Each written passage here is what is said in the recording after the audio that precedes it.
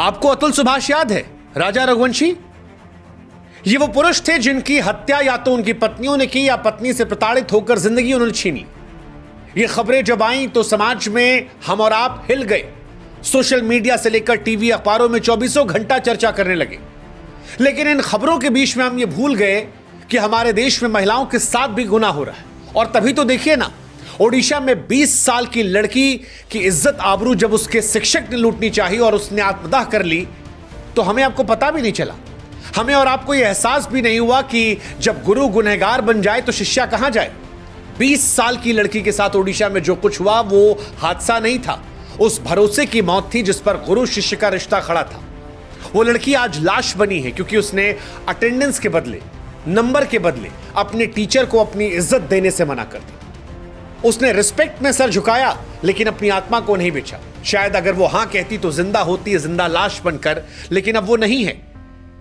लेकिन समस्या यह है कि इस देश ने औरतों के साथ होने वाले गुनाह को न्यू नॉर्मल मान लिया है। यह मान लिया है कि महिलाओं के साथ होता ही है, महिलाओं के साथ तो ये ईव टीजिंग चलती ही है, महिलाओं के साथ घटनाएं तो इतनी नॉर्मल है कि अब हमारी और आपकी आत्मा जो है वो इसको लेकर आक्रोशित नहीं होती। और यही वजह है कि ओडिशा में 20 साल की बच्ची की मौत की खबर किसी टीवी चैनल पर नहीं है। कोई एंकर उसकी मां के घर नहीं जा रहा, कोई प्राइम टाइम में डिबेट नहीं हो रही क्योंकि यह खबर एंटरटेनमेंट या टीआरपी नहीं है। किसी हीरो के पैर में गोली लग जाए, किसी हीरो को चोट लग जाए या कोई चाकू मार दे तो 24 घंटे खबर चलती है। कोई हीरोइन बोटॉक्स करवाने या एंटी एजिंग सप्लीमेंट लेने के चलते मर जाए तो 3-3 दिन तक खबर चलती है। लेकिन एक 20 साल की लड़की जो पढ़ने लिखने गई थी, जो सपनों को पूरा करने गई थी और उसकी इज्जत जब उसके टीचर ने लूटने की कोशिश की और उसने हिम्मत दिखाई, स्कूल को बताया, कॉलेज को बताया और फिर वो तिल तिल कर मरी, तो हमें और आपको उस लड़की की चीखें सुनाई नहीं पड़ी। हमारी संवेदनाएं, ऐसा लगता है, टीआरपी ट्रेंड से तय होती है कि अगर बड़े आदमी के साथ है तो हम आप आक्रोशित होते हैं। आम आदमी है, कोई फर्क नहीं पड़ता। किसी लड़की का टीचर शोषण करे, बच्ची कर ले, आज समाज के तौर पर ना हमें गुस्सा आता है, ना शर्म आती है, ना आंदोलन होता है, ना बहस होता है। सवाल फिर पूछ रहे हैं कि क्या जब तक कोई लाश बनकर नहीं चीखेगा हमारी आपकी आत्मा झकझोरेगी नहीं? और अगर नहीं झकझोरती तो आज सौमिश्री की कहानी सुनिए क्योंकि यह आपको झकझोरेगी। सौमिश्री ओडिशा के बालासोर जिले के रहने वाली, बीएड कर रही थी, होनहार छात्रा थी, मेहनती थी, अपने माता पिता के सपनों को पूरा करने जा रही थी। उसका सपना था कि एक शिक्षिका बने, बच्चों को पढ़ाए, समाज को बेहतर बनाए। लेकिन जिस कॉलेज में वो पढ़ने गई थी वहां पर एक शिक्षक ने उसके सपनों को चल दिया। उसी के शिक्षा विभाग के एचओडी ने, जिनका नाम समीर कुमार साहू है, इसका यौन शोषण शुरू कर दिया। गलत नजरों से देखा, अनुचित मांगे की। सौमिश्री ने इसका विरोध किया तो उसकी जिंदगी को नर्क बना दिया। उसके अटेंडेंस में गड़बड़ी कर दी, जानबूझकर परीक्षा में फेल किया, मानसिक रूप से इतना प्रताड़ित किया कि वो टूट गई। हालांकि सौमिश्री इतनी जल्दी हार मानने वालों में से नहीं थी। उस लड़की ने हिम्मत दिखाई, कॉलेज के प्रिंसिपल दिलीप घोष को जानकारी दी, लिखित में भी 30 जून को शिकायत की, बताया कि किस तरह से उसके साथ ये शोषण किया जा रहा है। कॉलेज प्रशासन से, दोस्तों से, सबको बताया, लेकिन सबने उसकी बातों को नजरअंदाज कर दिया। ये लड़की इतनी हिम्मती थी कि इसके बावजूद हार नहीं मानी। सोशल मीडिया का सहारा लिया, पोस्ट डाले, बताया, अधिकारियों को टैग किया कि न्याय दे दीजिए। लेकिन जब किसी ने उसकी बात नहीं सुनी, न सरकार, न प्रशासन, न मीडिया, न स्कूल, न दोस्त, तब 12 जुलाई 2025 को सारी उम्मीदों के टूटने के बाद उसने प्रिंसिपल के कार्यालय के सामने खुद पर पेट्रोल डालकर आग लगा दी। 95% जल गई। एम्स भुवनेश्वर में शिफ्ट किया गया, वेंटिलेटर पर थी, जिंदगी और मौत के बीच में, और फिर वहीं पर मर गई। उसको बचाने वाला भी 70% जल गया, लेकिन वो बची नहीं।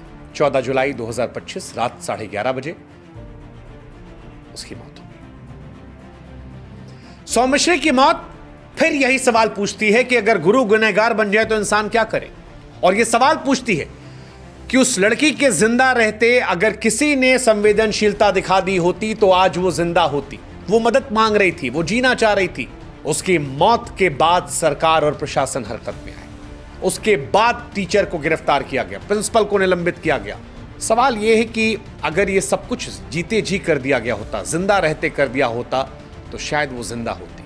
हमारे तमाम ऑफिसेस में, तमाम कॉलेजेस में ऐसी घटनाएं बड़ी साधारण हैं, जहां पर आपका बॉस, आपका टीचर, आपसे बड़ा व्यक्ति जो आपकी नौकरी कंट्रोल में रखता है, वो आपका शोषण करता है नौकरी के लिए। और लोग सहते रहते हैं। ये बहादुर लड़की थी जिसने सहा नहीं, जिसने हिम्मत दिखाई, जो आगे गई, लेकिन सिस्टम के द्वारा संगठित हत्या का शिकार हो गई। दुर्भाग्यपूर्ण है। सौम्यश्री ने 10 दिन पहले अपनी चीख सोशल मीडिया पर लिखी थी। लिखा था अगर न्याय नहीं मिली तो जान दे देगी, लेकिन उसकी आवाज को अनसुना कर दिया गया। कोई अखबार, कोई बड़ा एंकर, कोई उसके गांव नहीं पहुंचा। शायद वही वजह जो हमने कहा, क्योंकि खबर बिकाऊ नहीं थी, सनसनी नहीं थी, टीआरपी नहीं थी। समाज के तौर पर ऐसा लगता है हम इतने मुर्दे हो गए हैं कि हमें हमारी बेटियों की चीख तब तक सुनाई नहीं पड़ती जब तक लाश बनकर सामने ना जाए। हमारी संवेदनाएं अब सोशल मीडिया के ट्रेंड और टीआरपी की रेटिंग में रह जाती हैं। हाँ, सच है कि अतुल सुभाष और राजा रघुवंशी जैसे मामले इस समाज में बीते कुछ दिनों से आ रहे हैं, जो दुर्भाग्यपूर्ण हैं, डरावने हैं, परेशान करने वाले हैं।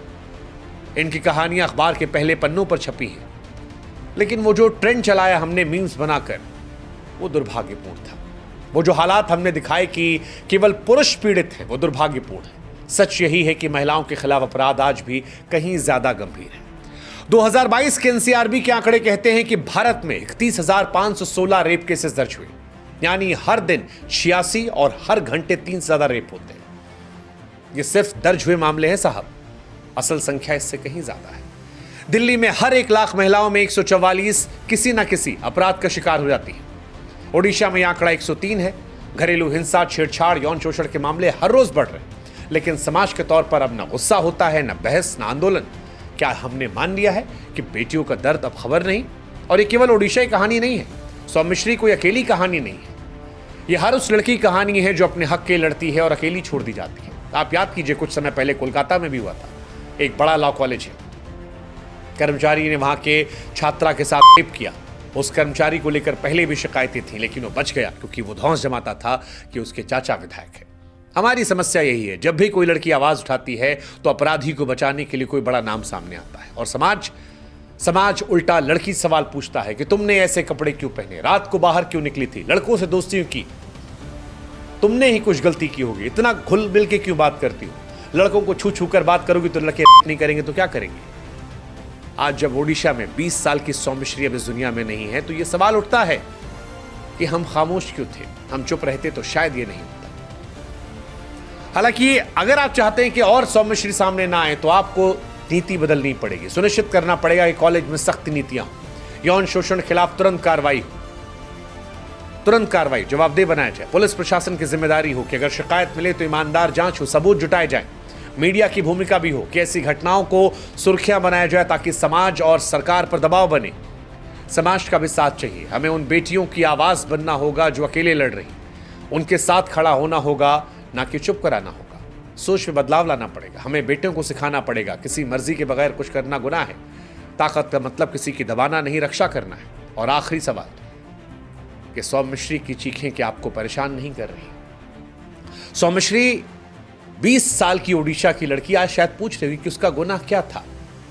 शिक्षक हैवान बन गया, उसने तो सच बोला ना, प्रिंसिपल को बताया, स्टूडेंट्स को बताया, जाके सोशल मीडिया पे शिकायत की, लेकिन किसी ने नहीं सुना। उसकी हिम्मत ने उसे इतनी बड़ी सजा दी।